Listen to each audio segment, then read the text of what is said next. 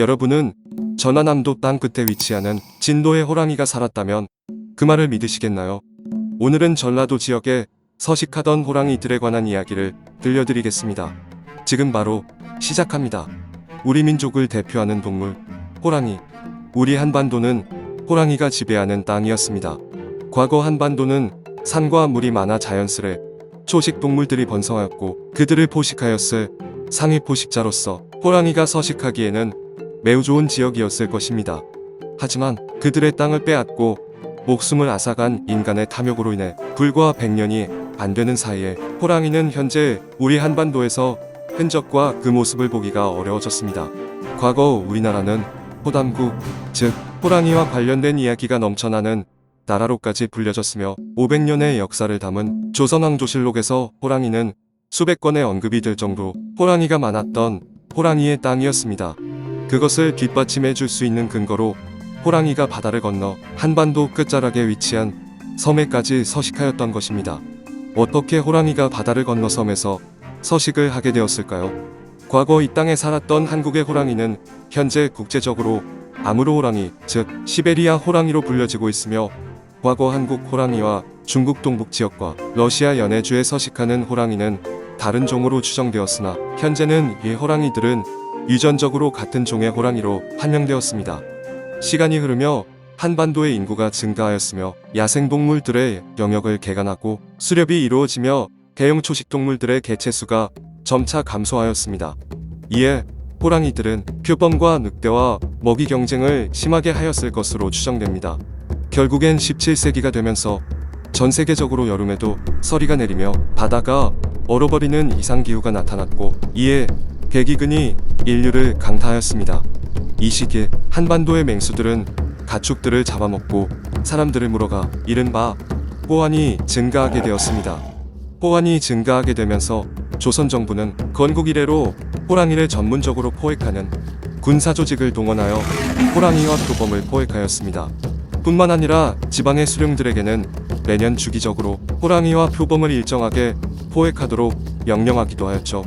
호랑이들에 의한 가축의 피해가 늘게 되고 특히 국가적으로 전쟁에서 쓰일 군마들을 사육하는 목마장의 피해가 늘자 국영목장을 섬으로 옮기게 되었습니다.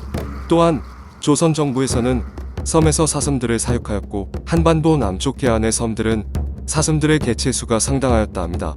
이런 상황에 호랑이는 먹이를 찾기 위하여 바다를 건넜을 것입니다. 내륙에서는 호랑이가 주기적인 포획으로 개체수가 줄게 되었으며 이후 늑대가 늘어나자 표범과 늑대와의 먹이 경쟁을 힘겹게 하였을 상황에 호랑이들은 먹이가 많은 섬으로 시선을 돌리게 되었을 테고 풍부한 먹이가 있는 파라다이스와 같은 섬으로 넘어가기 위해서는 바다라는 장애물이 존재하였지만 수영을 잘하는 호랑이에게는 전혀 문제가 되지 않았습니다. 바다를 건너 섬으로 오가며 서식하는 호랑이의 모습은 매우 신기한 모습이다. 현재 인도 동부 순다르반스에서 섬으로 오가며 서식하는 호랑이들의 모습을 보면서 과거 한반도 남부의 호랑이들의 모습을 상상할 수가 있겠습니다.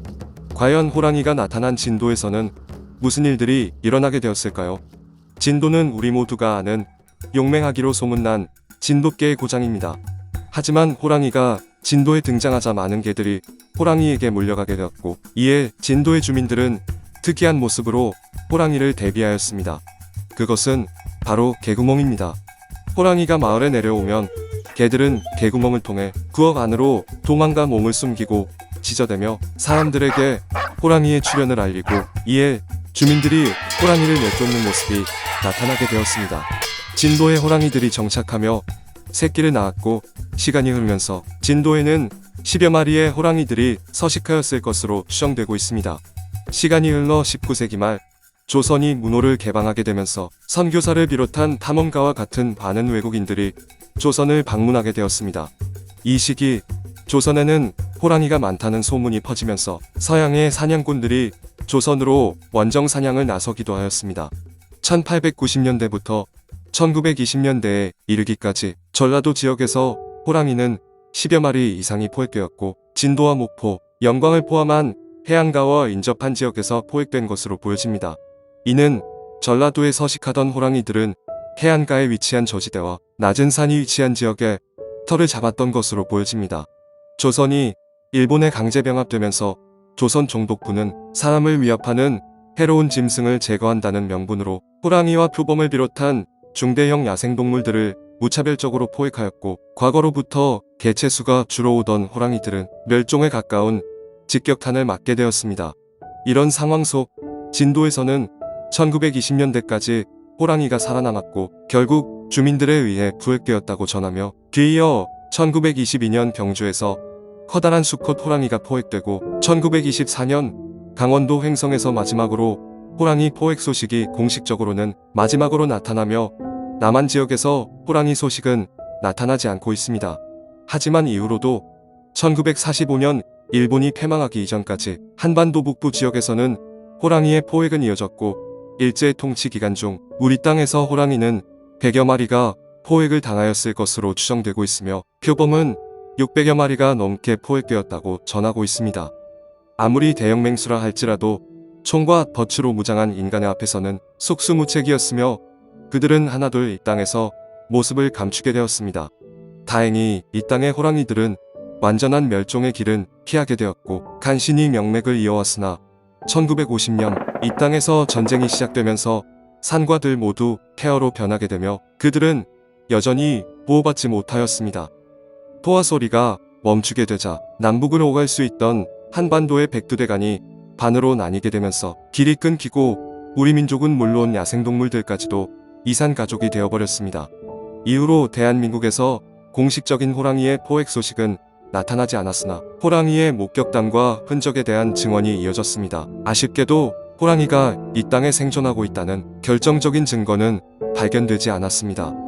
북한에서는 호랑이와 표범의 생존이 긍정적이지만, 폐쇄적인 북한의 현실에서 휴전선 너머에 있는 우리 호랑이와 표범들은 우리의 손길과 국제적인 관심과 도움을 받을 수 없는 현실에 처해 있습니다.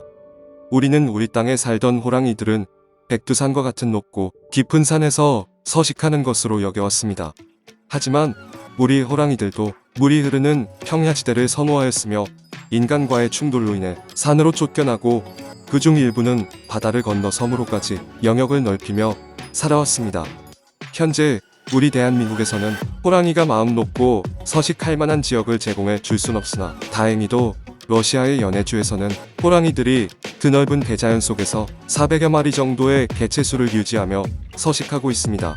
이 지역은 더 이상 우리 땅에서 볼 수 없는 드넓은 숲이 존재하며 해안가와도 길로 인해 끊기지 않고 이어져 있는 소중한 안식처로서의 역할을 해주고 있습니다. 또한 이 지역은 사슴들이 많이 서식하고 있으며 멧돼지와 더불어 호랑이에게 중요한 먹이동물로 자리를 지키고 있습니다. 이 지역의 사슴들이 염분을 섭취하기 위해 해안가로 이동하면서 일부 호랑이들 또한 사슴을 뒤쫓아 해안가에 서식하는 모습을 보이고 있습니다. 이러한 모습은 이번 영상 속에서 앞서 설명된 먹이동물의 이동으로 인하여 호랑이 또한 서식지를 옮기는 과거 우리나라에 나타났던 모습처럼 현재 이 지역에서도 그러한 모습이 나타나고 있는 것을 확인하실 수 있습니다. 현재 우리나라 사정에서 호랑이를 복원하는 일은 어렵지만, 언젠가 남북으로 끊어진 백두대간의 길이 열리고 두만강의 길까지 이어진다면 우리 호랑이들은 강과 바다를 건너 우리 한반도로 다시 돌아오게 될 날이 올 것으로 생각됩니다. 현재 우리나라 주요 동물원에서는 순수혈통의 아무르 호랑이, 즉 한국 호랑이들이 10여 마리가 사육되어지고 있으며, 이 호랑이들의 배가 끊기지 않게 보존하여 준다면 언젠가는 이 땅의 호랑이 복원에 필요한 씨앗으로의 역할을 해줄 수 있을 것으로 생각됩니다. 점점 우리의 호랑이가 과거 전설의 동물과 같이 인식되어 가고 있는 현실 속에서 오늘의 주제를 통해 우리 호랑이들의 색다른 모습을 들려드리고자 하였습니다. 아직도 진도 곳곳에는 호랑이와 관련된 이야기와 호랑이가 서식하였다는 동굴이 남아있어 강렬했던 호랑이의 존재감이 현재까지도 이어지고 있는 듯합니다. 그렇게 백두대간에 살았던 호랑이의 흔적은 한반도의 끝자락 진도에서도 아직 살아 숨쉬고 있고, 호랑이가 자취를 감춘 현재 우리의 마음속에서는 호랑이가 여전히 이 땅에서 호령하며 살아 숨쉬고 있습니다. 현재 호랑이가 서식하는 중국 동북 지역과 러시아 연해주에 이들이 아직 살아 숨쉬고 있는 한 우리는 조심스레 기대를 하고 있습니다. 한반도의 호랑이가 다시 돌아오는 날을 말이죠. 우리가 그들의 소중함을 깨닫지 못한 사이 우리 땅의 생태계는 균형을 잃게 되었습니다. 언젠가 우리 땅에 호랑이가 돌아온다면 어떨까요? 호랑이가 돌아온다면 잃어버린 우리 자연의 생태계가 균형을 이루게 된다는 걸 의미하는 일이지 않을까요? 그렇기에 우리는 여전히 호랑이가 돌아오길 꿈꾸고 있습니다. 한반도 최남단에 살았던 우리 한국 호랑이를 생각하며 오늘의 이야기를 마치도록 하겠습니다.